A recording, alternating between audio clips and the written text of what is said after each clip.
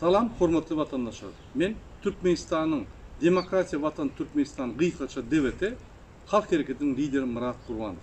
Men şol çykyşymda sizin hemmäňizi bizim gahrymanlarymyz bolan Türkmenistanyň grajdanlary Aşirov, Didar ve Döwran Klyçewi gollamaga çagyrýan.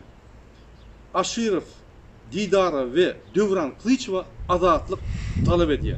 Aşirov, Didar ve Döwran Klyçew Türkmenistanyna listovka kreýlediler.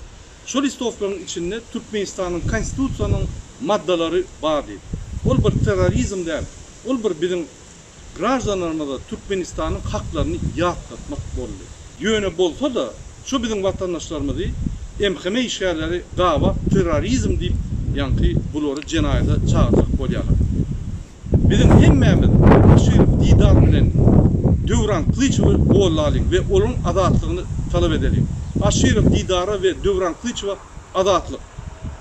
Şol videony gollap sizem challenge çekmeňizi haýyş edýär. Sag bolun.